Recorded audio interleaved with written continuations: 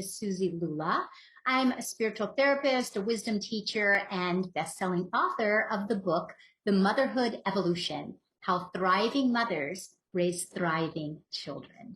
And I have a popular online library of transformational courses that you can find at SuziLula.com. I also serve on the board of trustees at the Agape International Spiritual Center with Michael Bernard Beckwith, and I run an online holistic women's community with Dr. Shefali Sabari, New York Times bestselling author of The Conscious Parent. So I am immersed in this work. I'm the creator of a process called the Golden Cord of Consciousness, the emotional messenger system, which is a process that assists us to connect with our emotions rather than avoid our emotions in order to rise up into our heart space and our highest self. And I'm mom to a college son, Will, married to my longtime partner, Jamie. We've been together, I think, almost 25 years. And mostly, I'm really grateful to be here with all of you. So thank you so much for having me. I'm really grateful. Let's dive in. Welcome, everybody, to the Heart Coherence Collaborative. So excited. Today, we have a special guest. Suzi Lula is joining us. And just a quick story about how Suzi found her way to the Heart Coherence Collaborative. Recently, I was reaching out to some of our guests, asking them who they recommend to have on. And I was talking to Mark Anthony Lord, who's obviously he's been on the Heart Coherence Collaborative several times. And he said, without a doubt, one of the most amazing people he's ever met in his life is Suzi Lula. And that we have to absolutely reach out to her. Her energy's second to none, and that she would come on and just absolutely bring it.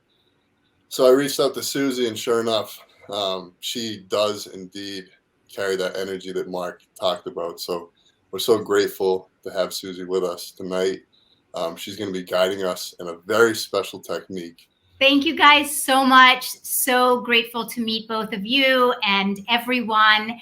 I love your story about Mark Anthony Lord. Any friends of his is a friend of mine.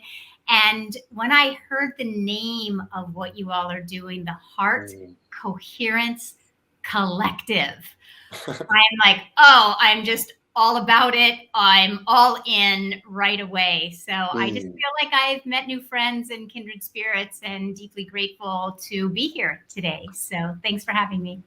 Awesome. Yeah, before you dive into your technique, we would just love to hear a little bit more about you. You have a fascinating journey, a lot of incredible people. I'd just love for our collaborative to hear more about you.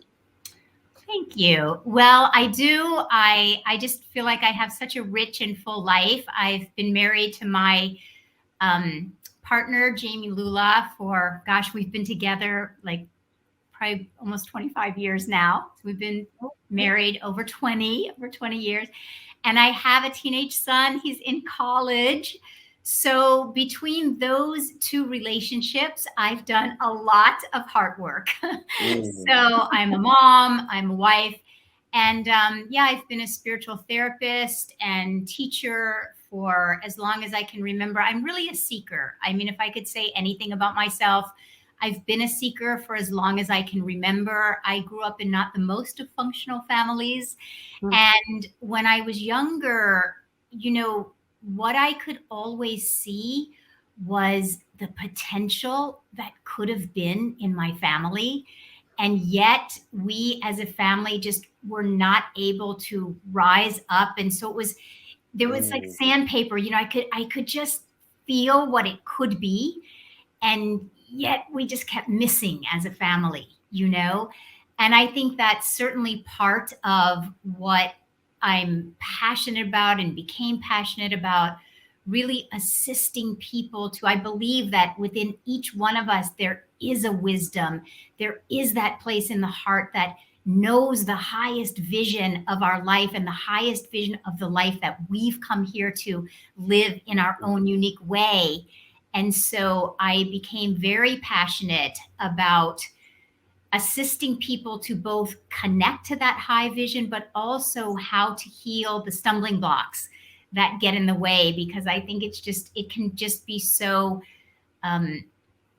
frustrating to know that you're here for a reason and a destiny and a purpose, and you feel it inside, but we're not always able to manifest it. So that's my passion. I'm all about it.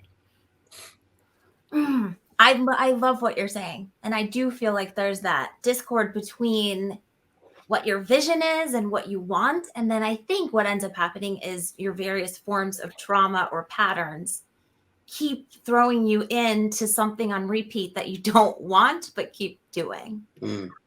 Yeah, exactly. And I think, our culture really teaches us to avoid the uncomfortable emotions that come with trauma, and avoid and resist the unprocessed emotions that come with trauma. And so I think many of us, we want to heal that trauma. Everyone wants to heal the trauma, but we're taught to push away the feelings and, all the different machinations that we have to avoid actually feeling. And I think that's, again, what I'm passionate about is I think it's because we haven't been taught how to sit and be present in our heart, which is what I love that you guys are doing. We haven't learned how to sit and be present in our heart.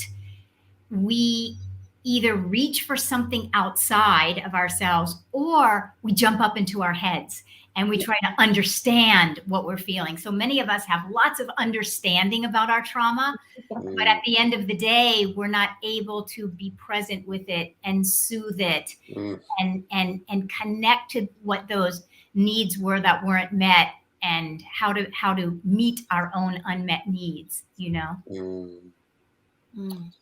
and you're going to teach us how to do that. I'm going to do it. Yeah, People better service. I was going to ask, what kind of things do you do with people to get through that process? What kind of modalities and things do you use to help people? That's a really great question. So I work a lot in groups. I do a lot of online classes, and that could have, as many as hundreds of people, and like you guys in this particular gathering, or I do a lot of one-on-one work. And I think what's common in both of them, the biggest thing, whatever modality I'm using, is the biggest thing is how to make something experiential. How to take something from the intellect, from the informational, from communicating the abstract understanding about something, and how to create an experience inside of us. Because what we know, right, is that trauma is stored in the body, but also that high vision of our life is stored in our body. And so we're learning how to access what is in our body.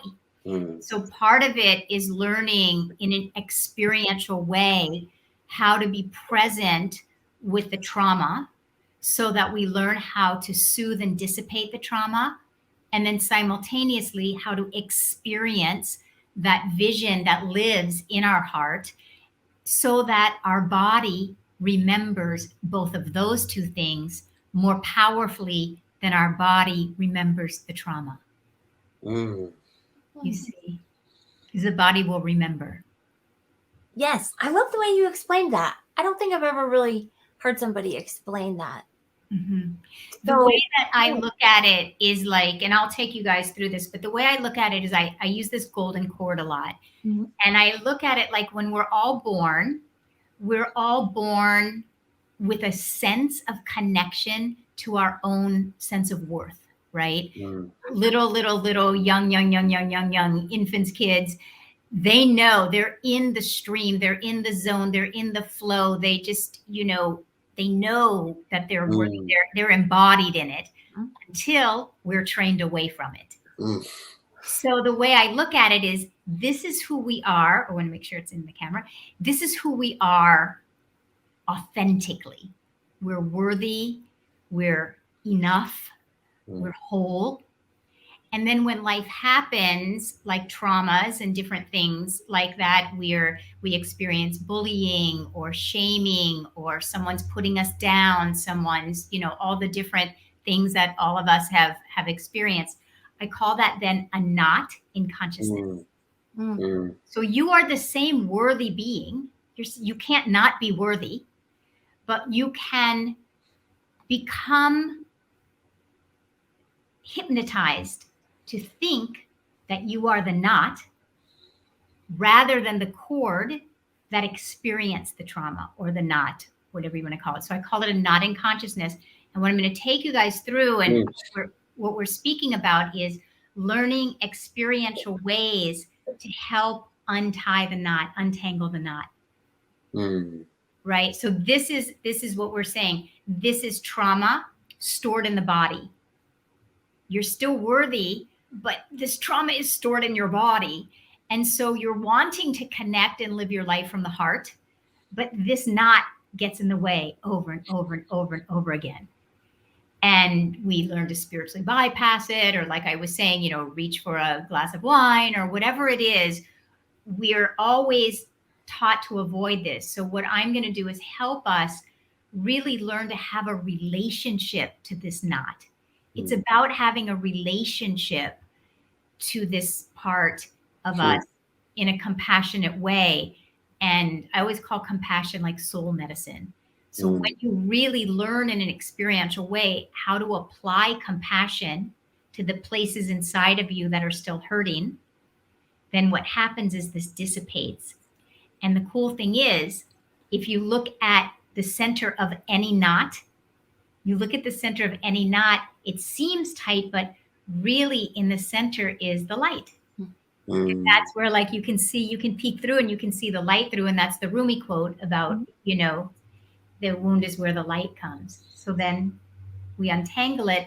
And that's when you experience yourself more in that flow state, more in that state of connection to your heart, alignment with your heart. You just feel connected to your heart, and the rest of it can dissipate a little bit. Yeah.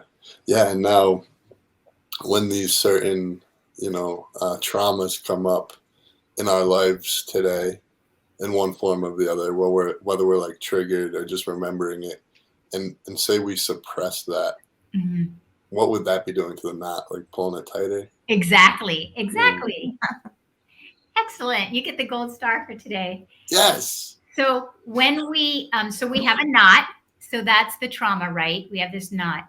And when we're either avoiding it or, like you said, suppressing it, right? Then the knot, we're tightening the knot, we're tightening the knot, we're tightening the knot. Or you may feel, maybe you can relate, maybe I'm the only one. You have a knot and you're like, oh my God, when is this ever going to go? When am I ever going to heal this? Or I can't believe I still feel this after all this work. Anybody can relate besides me? Then what I call that is then you put a knot on top of a knot on top of a knot, because you're kind of shaming yourself. I can't believe I'm still feeling this. I haven't gotten it yet, or whatever it is that you're telling yourself. I work with moms a lot, and it's like they feel guilty when they go take care of themselves. So it's like a knot upon a knot upon a knot. And then you're kind of relating to more of the shame and and then so it's layers that we then have to, and compassion, ultimately, compassion is the key that's going to allow all of this to unravel. But that's exactly correct. If you're trying to avoid it or you're trying to fix it, I think men especially, but women as well, we've been very masculinized as women, but especially you men, I just have so much compassion for men, because you're taught, fix it, go out, hunt, gather, fix, so you see a knot, you're like, I can fix it. And it's like, a really small little chain. If you have a little knot in it, the last way you're going to get this knot out of something that's fine is to try to fix it. You got to have patience. You got to do the, antithetical thing to it, and have a lot of patience and compassion. And so. Yeah. And the other thing too is, like, for a lot of, I think, men, it's also like not even just trying to fix the knot, but just pretend like there's not one. Yes. Like, yeah, no, I'm good. Yeah. But then what Yeah. ends up happening is like you're having these energies come up Yeah. that don't feel good the rest of your life. And you're just like still trying to say, I'm good. Yeah. I'm good. But those knots are there. Now they're like looping and getting crazy. Yeah. Right. Yeah. You know, what you're just saying is so true, you know, and I think over my years of being a therapist, that is the one thing that I've really learned. I mean, I work with people from everyone from moms to dads to men to people who have like 5 Academy Awards, writers, you know, CEOs, you know, it doesn't matter. I think that what you're saying is so true. We're all taught to like be okay. Yeah. But behind us, you know, there's that Academy Award winner that's going like, I'm only as good as that next job, you know, and you're thinking, oh my gosh, you have like 5 awards on your shelf, and it's like, I'm okay, I'm okay. But inside, he's not okay, or she's not okay. I mean, we are okay, but we're experiencing this without really the tools to, even as a culture, you know, what you're speaking of is social media, right? Is we're all okay, we're good, you know. I'm blissed out, you're blissed out. We have the right fence, and we have the right zip code and the right, you know, bank account, and we're good.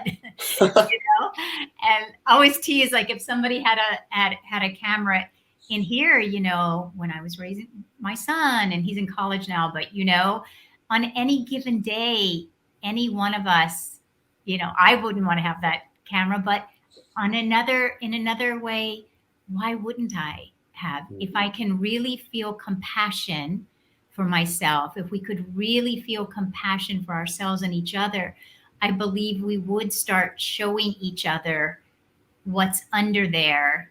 And I'm sure, you know, that's what you guys are doing, are creating these collectives, creating these groups. I mean, safety, right? Safety is the quality that's going to allow these knots to dissipate. Safety, it's the quality. It's the like the queen quality. Safety and compassion.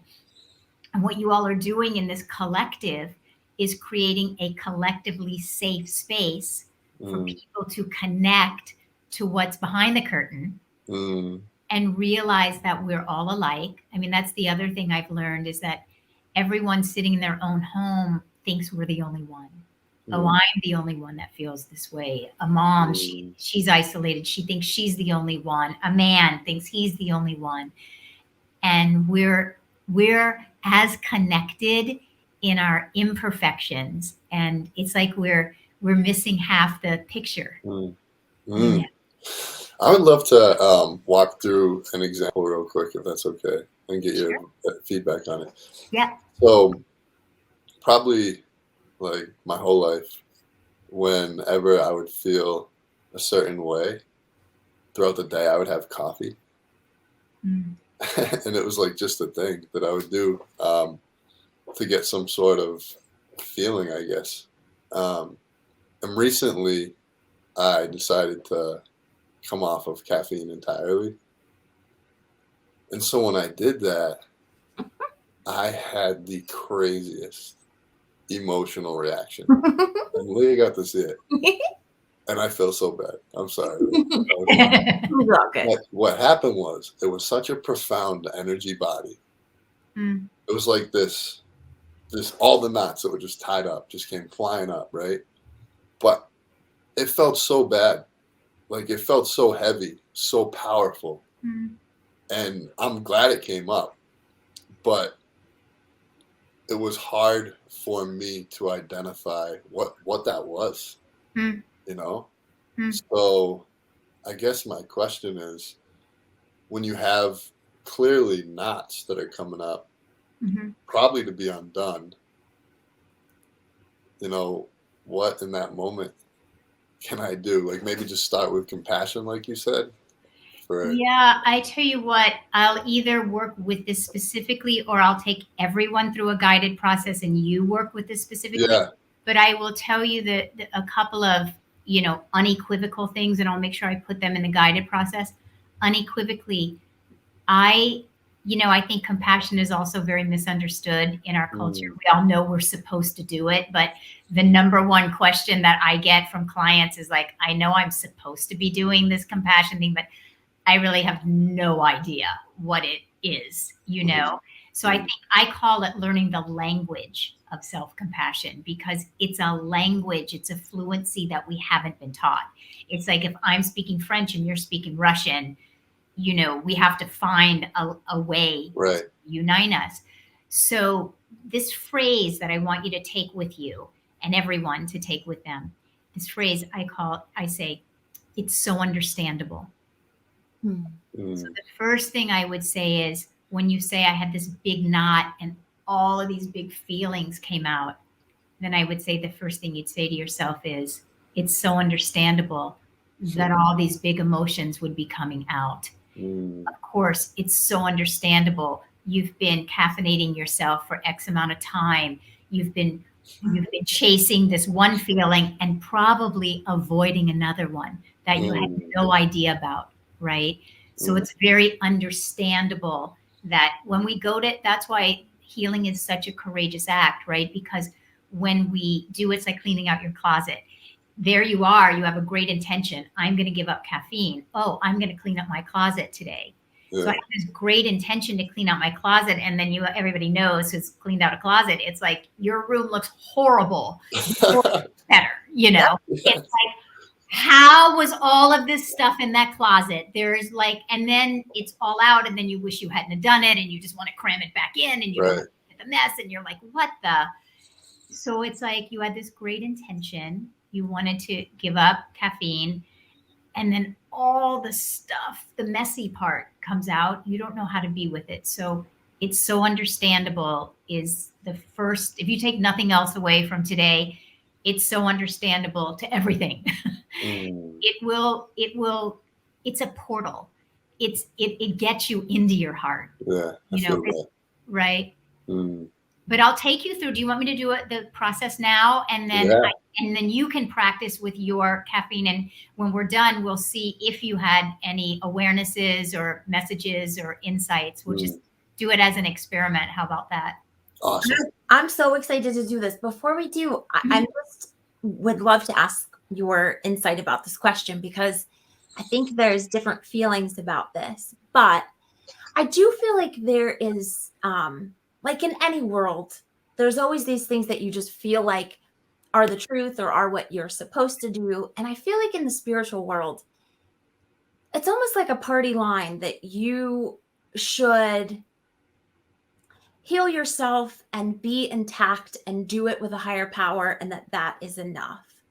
And I think that there are some ways that you really can't heal except with other people. And there's something almost that you are supposed to take pride in. Like, I'm going to fix myself, and it's me and my higher power. I have everything I need right here. And I don't find that to be the truth. I love you so much right now. I can't even tell you, right? So I'm going to say like a resounding yes to that. I think in the best of a therapeutic process with a therapy and a client, that's already two people. So already the client is not alone. But in the best of that modeling, it's the therapist that holds the space. It's the therapist that models the compassion, that models the skills that then the client gets to go internalize all of those skills, right? So that's the best of what a one-on-one can look like, but that's already two.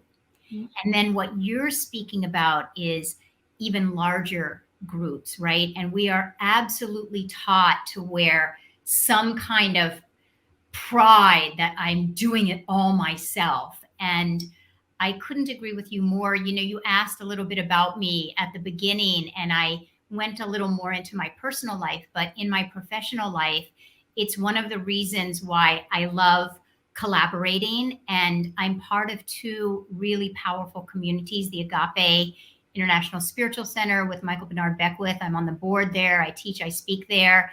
That's a community, right? That's a community of like-minded individuals who are coming together to heal together.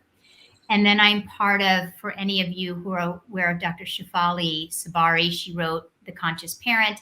She and I run an online women's holistic group called Luminous. Again, exactly what you're speaking of. There's something that we have to break down as women, as men, as Westerners. I think it's Westerners. There's some pride we're given if we do it on our own without asking for help, without connecting. And it goes back to what you were saying, Kyle, about men and like needing to appear like, I got it together. I got it together. And I think there's a big connection between those two things. If you have to say, I've got it together, how can you be in community and heal in community? Because you got to uphold, I got it together. And that's what I was saying earlier, why I meet people. It doesn't matter if they've won Emmys or what have you, Grammys, they feel alone. What you're saying, Leah, is like, we're interdependent. We have that need to belong and connect. And that's why I was like such a yes, like, yep, I'm in. Yeah. Because who doesn't want to connect? Those are our basic needs, right? To be seen, to be heard, to be valued, to be appreciated. Well, you can't do that alone. You can do that alone. Absolutely. I can see myself. I can hear myself, listen to myself. But hello, we're, so community, we have to be willing to be the first people to start breaking down that armor of like, I got this, and say, yeah, I'm willing to show you transparently my vulnerabilities, my challenges. That's why as a therapist, as a teacher, I'm always the first to show my, whatever you want to call it, warts, messy closet, right? Yes. And I think too that there are some wounds that only can be healed in especially a romantic relationship. Yeah. Like I thought I was pretty close to perfect before I entered into your relationship. Like there's like nothing being lit up and I don't know. It's just, there's things I do believe you can only heal within that relationship. Like I met my messiest, worst, also best, but also worst in a love relationship. It lights up everything primal that you thought was fixed or gone. And there's something in me that really believes some of that stuff can actually not even be healed by yourself. You are so speaking my language, there. And I think that I see things in spirals often. So the innermost part of a spiral, like you said, when you got in the relationship, you thought you were doing pretty good. You're in a relationship, and then me having a child. That's why I ended up writing my book, because I had my child, and I'm like, I've been on this path since I was 16. Like I've been meditating full on since I was 16. Like I got this. And then it was like, I don't have this at all. There's no part of me that has this. But what you're saying is so accurate about needing the other person. So when you go back to a spiral, it is accurate that we are here to take responsibility for our own wounds, our own healing, our own transformation. And there's one level when we're sitting alone, or like you're a monk in the Himalayas or whatever, there is one layer. And that is to be celebrated. For any of you out there who are on your own path and you are doing the hard work, that is to be celebrated. And then, though, when you get an intimate relationship, it's 2.0. Hello, it's 2.0. And I think nature intends it to be that way. And I'll tell you why. And what I've deduced is that I think here's the definition for me of transformation. Transformation is when you circle back and have the same experience happen, but you are able to show up differently to the same experience. Yes. So when you're alone, it's still anybody on a spiritual path, a healing path, a growthward path. It's like bow to everyone. It's a very brave, courageous path. But you can come back and have that same experience and like, okay, I got this. You're in an intimate relationship, and then you have this other person, and you're coming back to the same experiences. It's like, okay, that's my barometer. When the two of us are back in that dance that we can get, speaking of knots, the two of us are knotted together. But if I can come more transformed, really that to me is a very profound way of healing. And I think the parenting relationship is very similar. Yes. Yeah. So I'm excited to do this technique together. Let's do it. Here, I'll show you guys. This is my so this is intimate relationship, right? Either parenting or intimate relationship. You two are on your own unique parallel paths. So then there are the moments when, let's say, Kyle, you have a knot.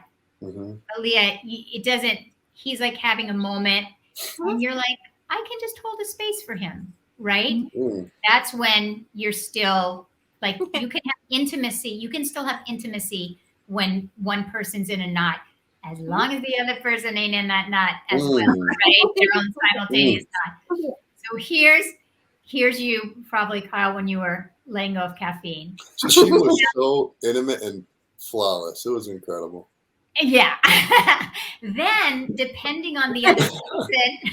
I'm coughing, but I actually, not that I've done everything well, but I happen to do that because of things I think I learned before. Because I think the issue is, if something's going on with him, I feel like I get in my head and I get analytical and I need to like defend or maybe make you feel a certain way or talk you out of it instead of just like offering complete love, or better, offering emotion instead of like head talk. This is the lesson I've learned for myself. Exactly. So just to complete this, yes. So either then both people have knots and then you're kind of knotted up together. Right? Yes. Or you're able to do what you're saying and just bring emotion. Or I'll tell you even more, one thing that will help the other person and their knots dissipate, if you really can connect with the power of intentional, compassionate, sacred listening. Because most often you don't even need to say a word.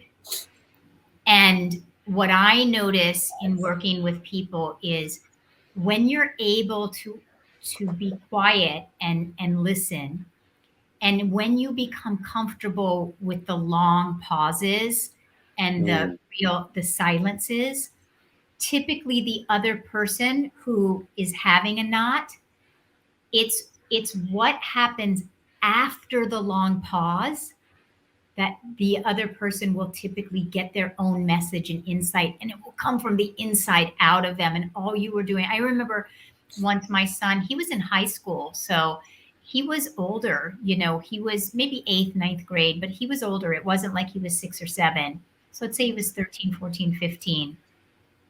That age when typically boys are not crying very much. And I remember one day he walked home from school, he walked in the door, he kind of threw his backpack down, he came in my arms, and he just started like sobbing, like bawling. And he had been experiencing bullying, and he was telling me all about what happened. And honestly, I'm going to be honest with you. I was quiet, but part of me was full on compassion, but part of me is like, I don't know what to say. I don't know what to say. So I wasn't saying anything. He must have cried for easily, 3, 4, 5 minutes. It was a long time. I didn't say one word. And at the end, when he was done, he literally, true story, got up off the sofa and said, "Thanks, Mom. You're the best mom ever." Boom, went into his room. He didn't need me to say a word. He just needed, like you're saying, Leah, he just needed the connection. he couldn't do it on his own. He needed to do it with another person. And then I was quiet. I gave him what he needed. He felt that compassion. He was done. And that's what most kids need. That's what most of us need, is just to feel connected to someone, you know? Now, does the emotion you're experiencing have to do with like where the knot is at in its cycle, or does it not matter? Like, say it again. I didn't understand you. Well, so what I'm asking is like, for some people, the emotion that they will experience in these moments will be like anger. For some people, it's fear. For some people, it's sadness. Does that have anything to do with where the knot is at in its cycle of being released? Well, the way that I look at it is the knot is a protection, right? Mm-hmm. So the louder emotions like anger, frustration, rage, that we're taught don't go there. That's the outer part of the knot. That's the like, don't mess with me. Like you're not going to get in here. Like, I'm so frustrated. I'm so overwhelmed. I'm, angry. Yeah. It's those, I call those loud emotions. I call them loud hurts. Anger is just really loud hurt. It's just really loud sadness. It's a sadness and a hurt that's been knocking on your door for a really long time, going, pay attention to me, and you railroad over it. We aren't taught to listen to it. We're not taught, right? And so it's the genius of nature. It's the genius. It's like there's an unmet need there. And the quiet knocking you haven't paid attention to. So it gets louder and louder and louder so that you'll pay attention to it. And maybe you yell at your partner and that's the thing that wakes you up, or, so this is the outside. On the inner, the things that's the protection. What's on the inside is more of those fragile, vulnerable. I feel sad. I feel hurt. I feel unworthy. I don't feel worthy. I don't feel deserving. I feel shame. It's like you're not going to show someone else. It's more socially acceptable to show your anger than your shame. So you'll like, road rage is okay, but I'm not going to say to you, I'm feeling really shameful today. I really feel just like completely unworthy. I'm having one of those moments where I'm comparing myself to everyone, and I feel so not enough, and I feel stuck, and I want to just pull my covers over my head. No, it's easier to just go, F him. He like cut me off on the freeway, mother effer, more acceptable. And it's all the same. So to answer your question, anytime you have any kind of reactivity, always, here's how I show it. Always the current reactivity goes back to an unmet childhood need, always. Because if that wasn't, it's just like you with the caffeine. Whatever was happening with you with the caffeine, I can guarantee you unequivocally, I'm going to be so interested to see what happens when we do the guidance. But I can tell you it had something to do with something that you weren't connecting with for a long time. Anytime, we don't know what it is, but in the present moment, we're all okay. Unless we're in the middle of being traumatized. Like if someone is molesting another individual in that present moment, depending on, right? But in this moment, when we're all sitting here, we're all fine. So if then you have a reaction or I have a reaction and I'm, quote, not fine anymore, that for certain we know this is really who we are. So it's always going back to this. There's some connection. And once you really learn, that's why I say the phrase, it's so understandable. So let's just say I, yelled at my husband and I was frustrated with him. If I can, instead of judging myself or yelling at him, if I can say, it's really understandable. Now I'm not condoning it. I'm just saying it's understandable. I'm not condoning yelling. I'm just saying it's understandable. I had a long day, or I've been comparing myself, or I feel stuck, and I can just follow that and follow it. It's very understandable. Oh, yeah, I see. I haven't taken any time off in a long time. Oh, I see. I haven't even known how to ask for what I need. Oh, I see. I don't even know what I need. And I keep following. It's understandable. It's understandable. It's understandable. You will find a need that was unmet in your childhood, always. Every loud emotion is an unmet need from childhood, kind of screaming like, fulfill me, see me, see me, hear me, connect with me. That's why I never judge emotions. They're all just behaviors, emotions. They are unskilled or immature, ineffective ways to just try to get our needs met. Now, this is such a fantastic conversation. So when we're alone, right?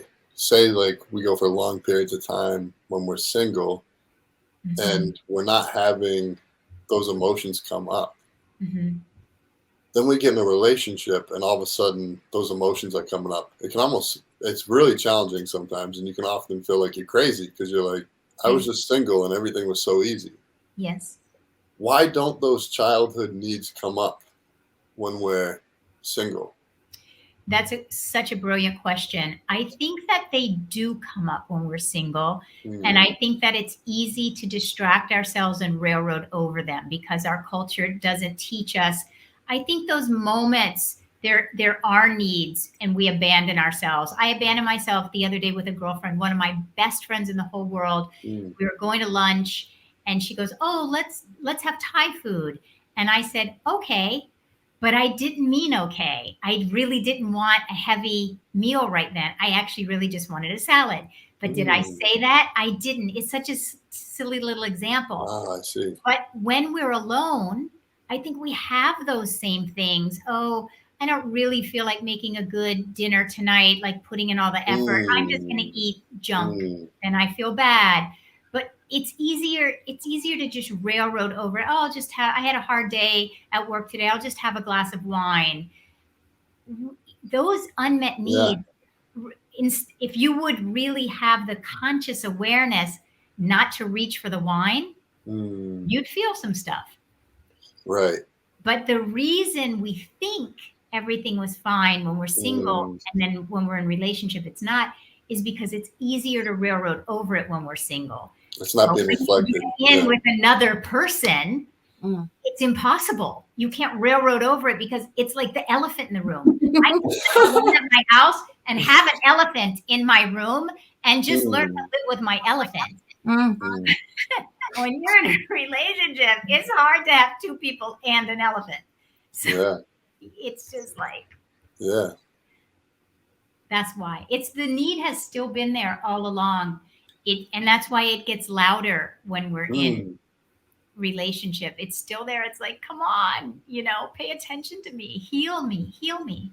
That's why to the degree of the messiness in a relationship is also to the degree of the exaltation and the healing and the transformation. It's hard work, but if both people can really remain conscious, imagine, then you have, once you meet the needs, you know how to do it.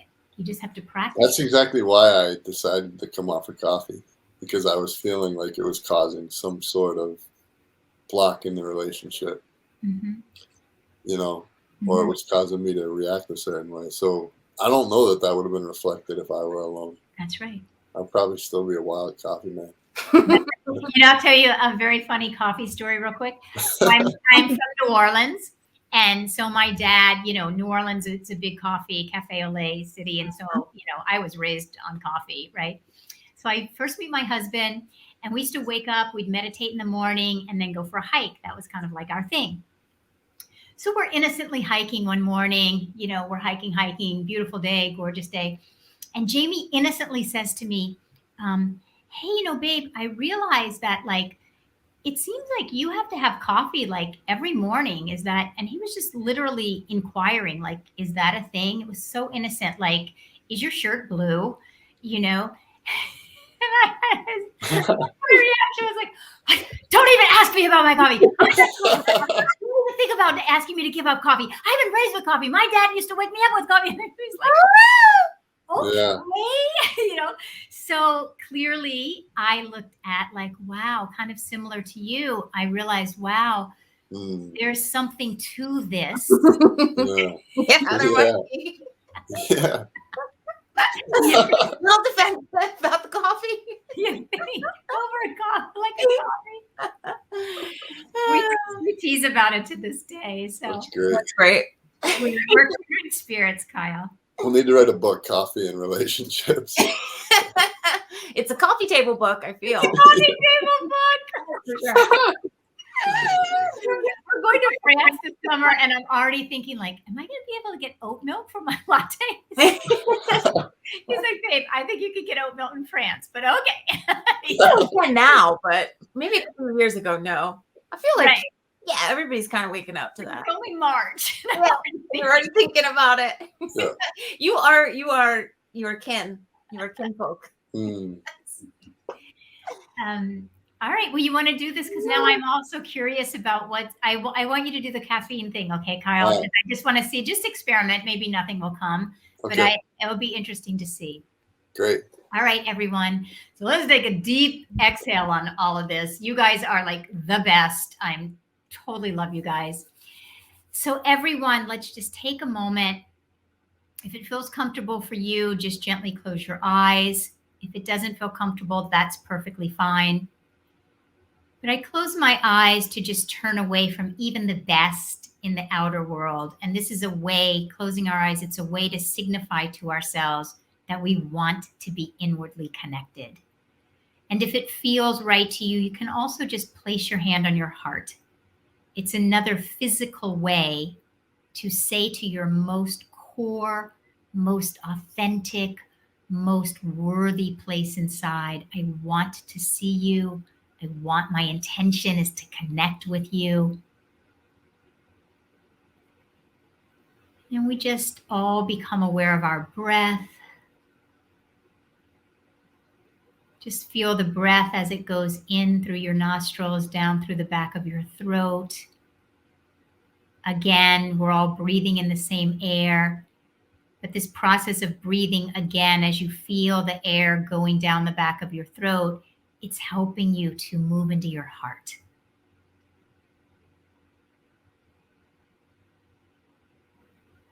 And then as you're just becoming aware of your own body, sitting exactly where you're sitting,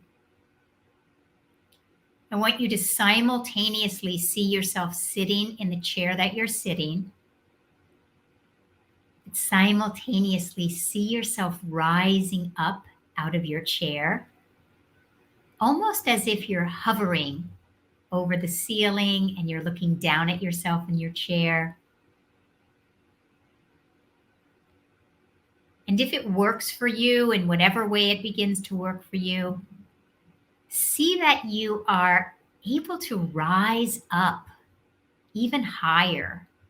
You rise up so high that you're feeling yourself rise up to the top of a tree height. And you're able to look down and see that you're still sitting in that chair. And the higher you go, you realize, wow, I can just feel myself lifting up till I feel like I'm on top of a mountain. And when you feel yourself on top of this mountain, you realize, wow, when I'm standing on top of a mountain, there's no ceiling over my head. There's no walls around me. I am literally unlimited. I'm literally unbounded. There's no ceiling. There's no walls. There's no limitations. I'm literally connected to infinite possibilities, infinite potential, infinite solutions. And I just feel good up here. I feel free. I feel good. So you're just giving yourself a moment to feel good in the space of having no ceilings, no boundaries. You're just allowing yourself to feel good. And from the top of this mountain, it's kind of like an airplane as it takes off. You realize when you're taking off in an airplane, the size of the cars don't actually get smaller, but the higher you get, the greater your perspective. So here you are, you're at the top of a mountain, and you're looking down at yourself seated in this seat that you're in. And I want everyone to just look down at yourself and think of your own version of a knot. Think of something in your life that's real. It can be something small, it doesn't have to be big, but something that's real, something that's meaningful to you, something that's important or valuable to you. Like Kyle is going to be using his desire when he decided to get off of caffeine. So he recognized that was a knot. He's up at the top of the mountain and he's looking down at himself, seeing this knot. So when all of you, you're up at the top of a mountain, you're just finding your own knot. Maybe you are easily frustrated with your children. Maybe you just got upset with your spouse. There's whatever it is. Maybe you're feeling stuck in your career. Whatever it is, there's a knot. You might have just overeaten. Maybe you haven't worked out in a while. Whatever it is that's real. Again, you're on the top of the mountain and you're looking down at yourself.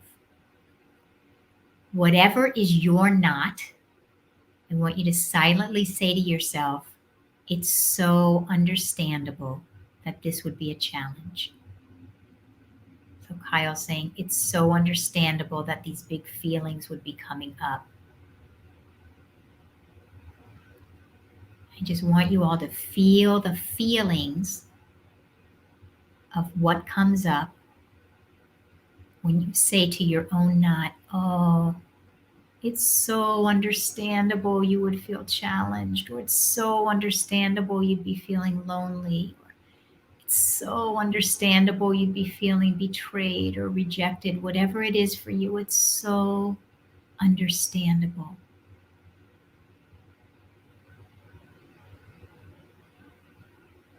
Just become aware if anything softens in your body. If it doesn't, that's just fine. And now all I want you to do is feel the feeling in your body of the emotion. So now you go back up to the top of the mountain. You're looking down at yourself. You're feeling what you're feeling.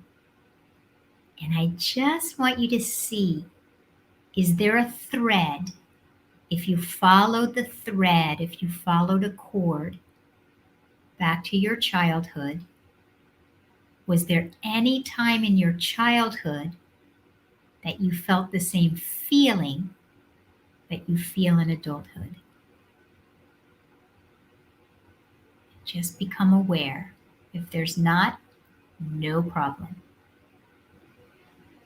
You're at the top of the mountain. You're looking down at yourself. You're feeling what you're feeling. And then you're just have a thread. You're following the thread. Did you feel the same feeling at any time when you were a child? And if the answer is yes, you're at the top of the mountain, and now you're looking down at your child self. You're looking down at a younger version of yourself. Doesn't matter what age, you're just looking down at a younger version of yourself. And then you say to that younger version, oh, it's so understandable you're feeling that way. Do you have a message for me? Is there an insight? Is there anything that I am to know? Did you need something when you were little that you didn't receive? What might you have needed when you were little, when you were younger? What might you have needed that you didn't get. And just listen for an answer. Maybe you needed attention. Maybe you needed reassurance. Maybe you needed love. Maybe you needed just to know that you were okay, just the way you were. Maybe you needed to be accepted. Whatever it is that you needed when you were younger, I want you to now say to yourself, to that younger part of yourself, I see you. I'm right here now. I'm so sorry that was your experience then, but now I'm right here with you. I'm not going anywhere. And to the best of my ability, I will seek to give it what you needed. I will seek to give that to you now. I'm not going to be perfect. I'm going to stumble and fumble, but I want to be connected. I want to be connected. I sincerely want to be connected. I see you. You're important. You matter.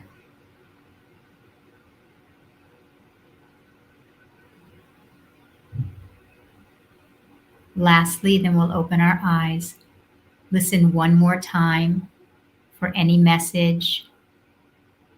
Just pay attention to anything that's happening in your body. Listen for a message, an insight, any wisdom, even if it doesn't make any kind of logical sense.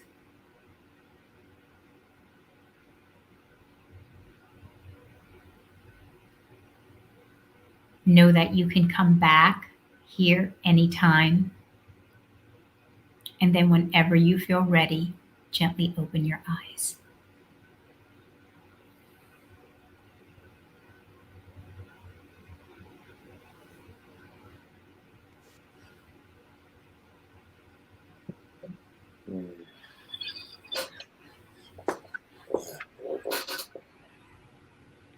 So did either one of you have anything? Kyle, I'll just ask you first since we were talking about the caffeine, but did you, and it's perfectly fine if nothing came, just curious. Oh yeah, definitely. So basically, when I traced it back to my childhood, it was from my desire to want to be seen. So I drank coffee and similar things like that because I thought almost like it would allow me to perform in a way that would get me seen, or like I'd be better. And then like it circled back to it's okay to rest now. Wow. Mm. Wow. That just makes perfect sense. You'd be on. Yeah. You'd be on, so you'd be seen. Mm.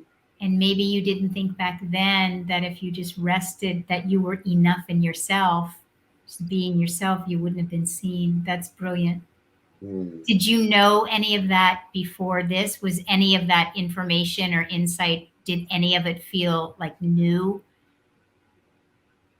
Yeah. Yeah, no, a lot of it felt new. I didn't pin that to caffeine. And I think really like the message that came up for me, like the last question you asked was, is there any wisdom? And the wisdom was explore other attachments from this same basic concept of wanting to be seen. Yeah. Brilliant. Mm. Brilliant. So I want to ask you too, Leah, but I want everyone to hear that. Do you see what we did? We really went to the heart and stayed with the heart. So there were no questions to mentally understand. Like before, when we were talking about the caffeine, it was a mental conversation. Right. But when you have an experiential awareness and you're experiencing it, it's the heart, and that's where wisdom lies, in the heart. And so you opened up, like, who would have thought that would have come out? Like, oh, and not only the caffeine connection and being seen, and it's okay to rest. I mean, that's profound right there. It's okay to rest. It's okay to put down that caffeine. It's so profound.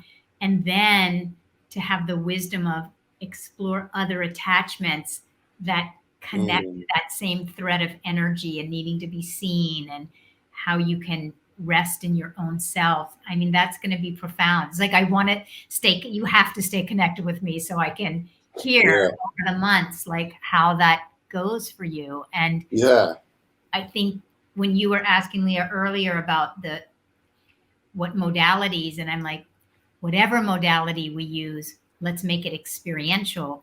That's what keeps it at the heart. And that's when you get these pieces of wisdom. I would never have known to say that to you.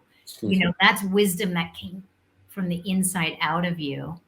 Yeah, it was like the guidance was like this rest now and being in the present moment will be a start of another level of self-love for you. And the more you can start saying to yourself every day, I see you.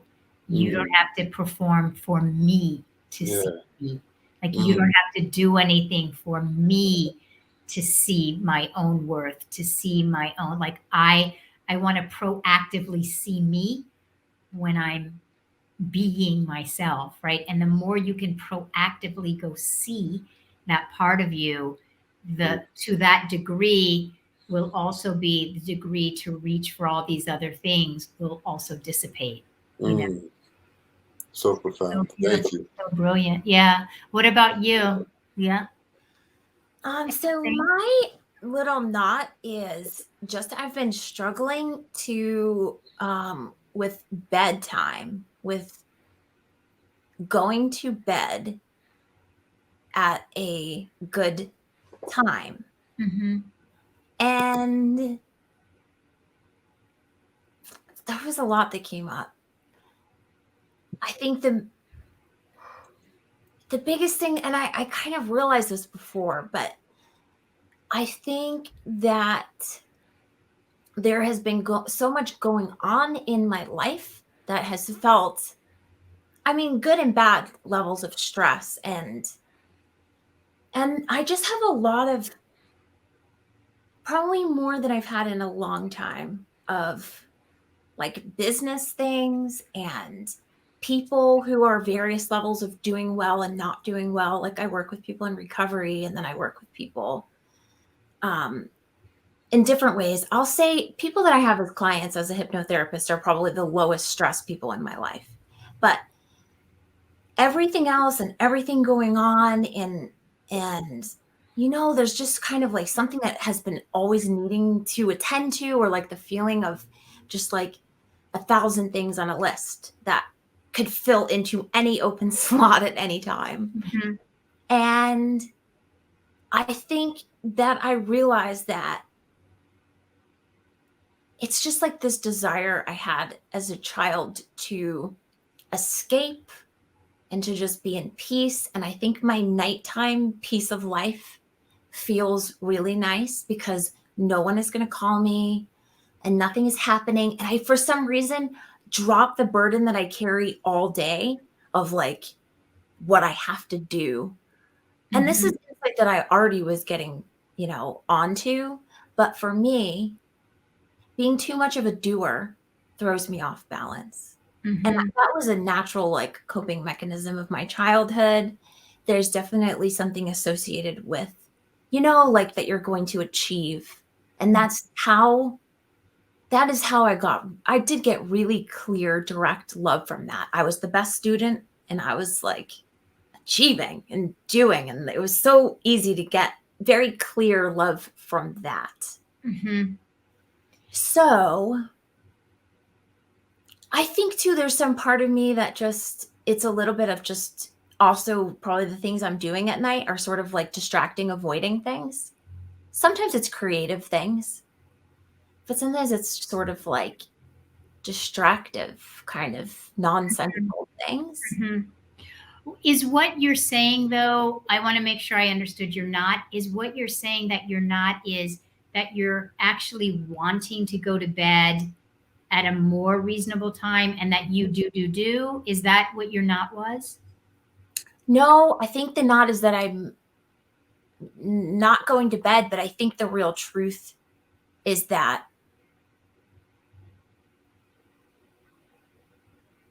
I could probably just be managing my life and what I'm doing in a way that doesn't force me to have to take that time at night. Mm. And I think I could probably, I have realized already that I just need to be doing a little bit less, and I need to be doing some things that are just in my space of my day. I was really good for a while at doing enough that was just me doing happy and relaxed things. Mm-hmm. That is really what I need It, to be happy. it almost feels like you guys have something similar. We do. We got a lot similar. Yeah. But I mean, just in this example about the Yeah. caffeine too. Yeah. Because your guidance, Kyle, was all about you can rest now. Mhm. And it was also about you can pay attention to yourself and you can get attention not from performing, not from doing, Right. but from being.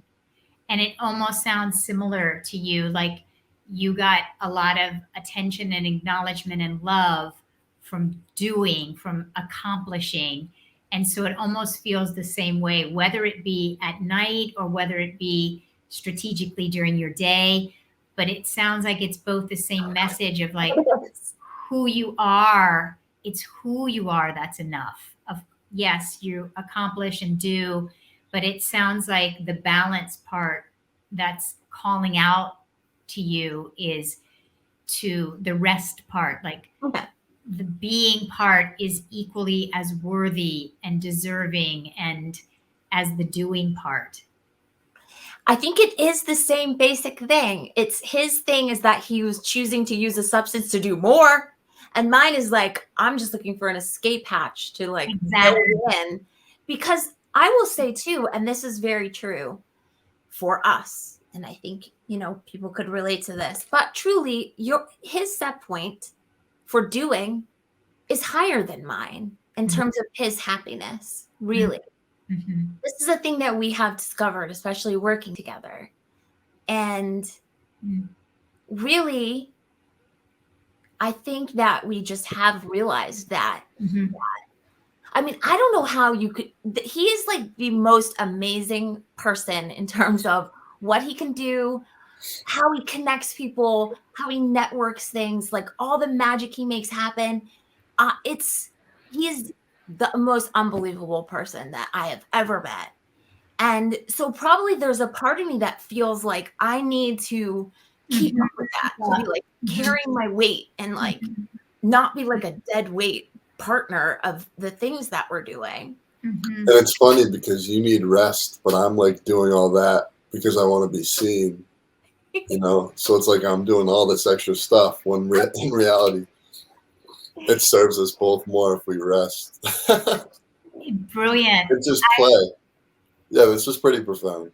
Yeah, it's really seriously very, very brilliant. I want to keep in touch with you all and see where you get with it because it's profound. And I believe that many, many, many people are going to be able to relate to that because we're in different ideations all taught that our worthiness comes from our doing. That's one thing that most of us have in common. And so what you're saying and sharing is so, I think, profoundly in service to most people on the planet because especially Westerners, we're all taught that we get our sense of worth from that performing, from doing, from accomplishing, from achieving, and we're out of balance. And when you rest more, that's when you realize, oh my gosh, there's so much in the stillness. There's so much creativity. There's like, you guys will end up going 3 times the distance in half the amount of time. Yeah, right. So yeah, play.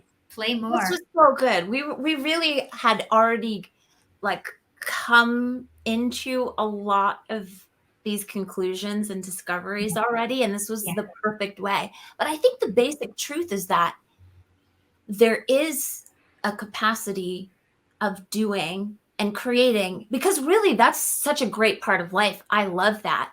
But I think I have a set point of happiness in doing, and you have one too. It's higher than mine.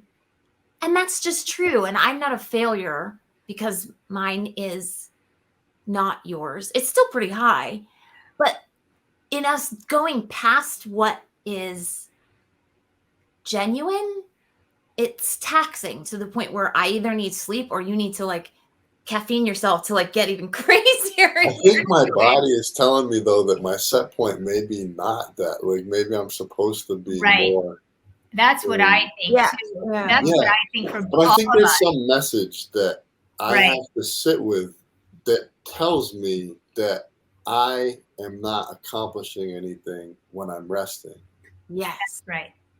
I agree with that so much. I agree with that. And the way that I look at it is we're beings and we're doers. So for me, I'm always seeking to fill up my being. Yes. And let the doing come from the being. Yes. So I'm checking in, right? So I'm always checking in to see if that's starting to go down, rest more so that whatever I'm doing, it's coming not out of the adrenaline, not out of the need to, not out of the overcompensating, but that the doing is coming really sourced from my being. And my being is going to be sourced by rest and connection to source and connection to that greater presence, you know, however it works, or play, like you were saying, play, you know? Yeah, play more. Yeah. So Suzi, this has been amazing, and I would love to just hear any way we can support you as a collaborative.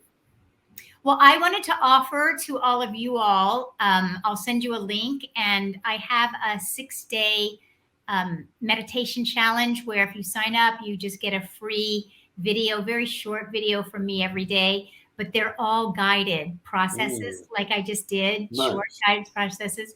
So I thought that, and then, you know, I'd love anybody that's interested, go to SuziLula.com.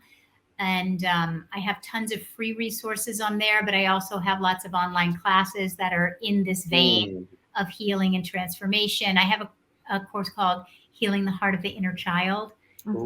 That's a lot of this. I have a class called Learning the Language of Self-Compassion, a class called Worthy. So it's all in this neighborhood. It's something that calls to you, and you know, love to keep in touch with all of you guys. So thank you so much again for having me. Really. We'd love to have you back on another challenge too down the road. This is so good. That'd be fantastic. You got it. Thank you, Suzi. Thank you, everybody. Everybody. Thanks, everyone.